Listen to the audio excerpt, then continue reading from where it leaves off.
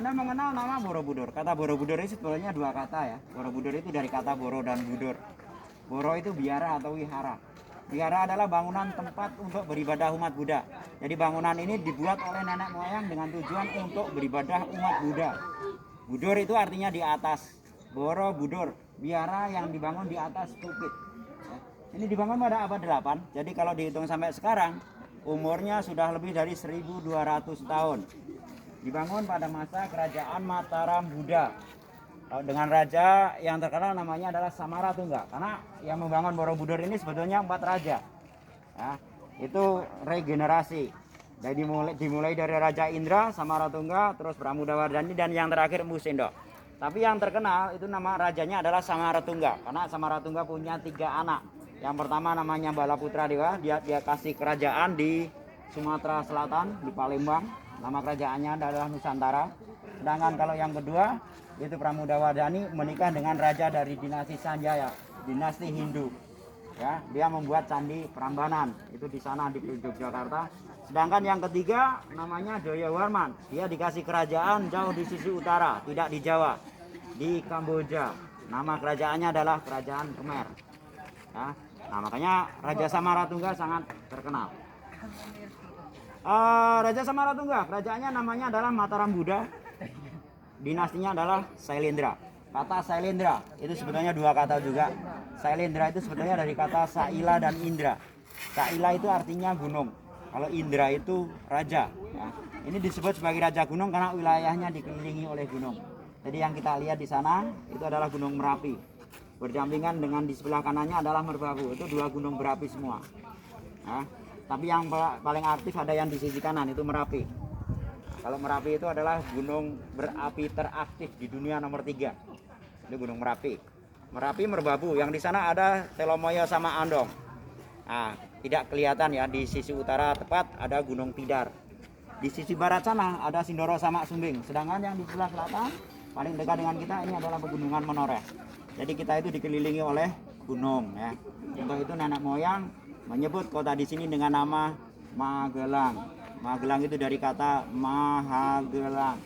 Maha itu sangat besar, gelang adalah lingkaran. Kota yang berada di dalam lingkaran yang besar.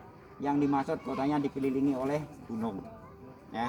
Dinastinya namanya adalah Sailendra. Sailendra dari kata Saila dan Indra, yang artinya adalah penguasa gunung atau raja gunung. Dari 8 gunung ada 4 yang berapi. Merapi Merbabu di sisi timur, Sindoro Sumbing di sisi barat. Pernah meletus bersamaan pada tahun 1006. Saking dahsyatnya letusan, Borobudur akhirnya terkubur oleh abu vulkanik. Sedangkan gempanya ini mengakibatkan batunya pada jatuh. Jadi kalau kita melihat Borobudur sampai saat ini batunya masih banyak yang kurang, termasuk juga patungnya banyak yang cacat. Ini sebetulnya adalah faktor utama karena alam. Letusan gunung berapi yang terjadi pada tahun 1006. Ya, ini sudah 1000 tahun lebih yang lalu ini Borobudur itu rusak.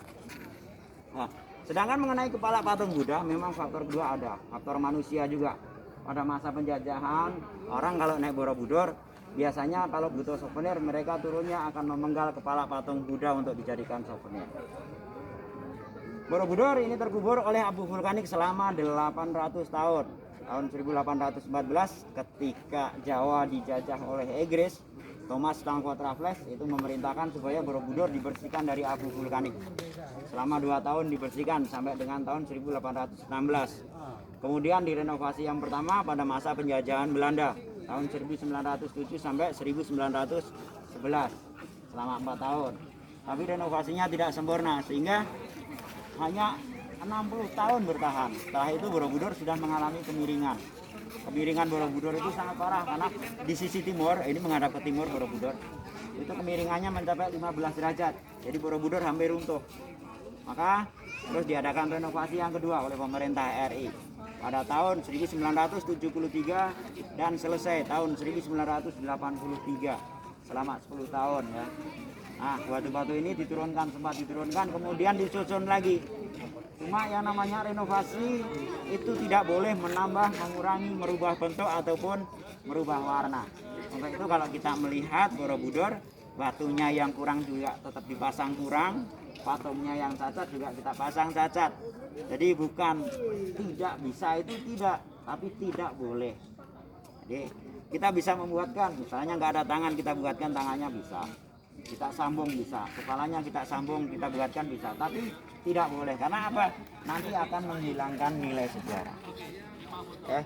Nah, Borobudur itu kalau secara geografis itu berada di desa Borobudur, berada di kecamatan Borobudur, berada di Kabupaten Magelang, dengan tinggi bangunan 35 meter, panjangnya 123 meter, lebarnya juga 123 meter.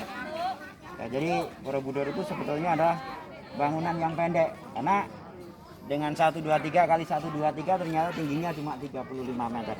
Tapi ini ciri khas daripada bangunan Buddha. Jadi kalau Mas sama Mbak dari Jawa Timur akan selalu melihat bangunannya itu selalu tinggi-tinggi ya, kurus tinggi. Nah, itu ciri khas daripada bangunan Hindu. Kalau bangunan Buddha itu gemuk, pendek, dan bangunannya tunggal. Makanya Borobudur itu hanya sendiri, tidak ada yang lain, berdiri sendiri. Nah, kalau bangunannya kurus, tinggi, terus bentuknya kompleks, itu bangunan Hindu, ciri khas daripada bangunan Hindu. Jumlah patung Buddha ada 504 patung Buddha. Jumlah tingkatnya, Borobudur mempunyai 10 tingkat, mempunyai 9 lantai. Jadi kalau andai kata ini dibuka, kita bisa naik hanya sampai lantai ke 9. 10 itu adalah stupa yang paling besar, stupa induk, dan di sana tidak mempunyai lantai. Nah, mempunyai stupa jumlahnya ada 73 stupa. Itu ada pada tingkat 7, 8, 9, 10. Tingkat 7 ada 32, tingkat 8 ada 24, tingkat 9 ada 16, tingkat 10 1. Jadi kelipatan dari angka 8. Karena kalau dalam ajaran Buddha untuk mencapai tingkatan tertinggi manusia, tingkatan manusia yang tertinggi itu harus melalui 8 jalan kebenaran, atau kalau dalam kitabnya Buddha itu disebut dengan Asta Arya Marga. Nah, 8 jalan kebenaran. Baik. Untuk sementara sampai di sini, ada yang ingin bertanya tentang Borobudur? Ada yang belum jelas bisa ditanyakan. Kenapa nggak bisa masuk ke dalam? Ya? Kenapa nggak bisa masuk ke dalam? Bukan tidak masuk, karena Borobudur tidak punya ruangan. Ya? Tidak ruangan ya? Tidak mempunyai ruangan. Nanti kalau mempunyai ruangan, berarti itu ciri khas juga bangunan Hindu. Jadi bangunan Buddha itu tidak ada ruangannya. Nah, kalau umat Buddha, mereka kalau beribadah itu dengan berjalan mengelilingi Borobudur searah jarum jam. Namanya pradaksina. Kalau ke kanan namanya prasamya, upacara kematian. Ada lagi yang ingin bertanya? Sudah Pak. Sudah? Sudah. Oke, kita jalannya ke sana yuk. Oke.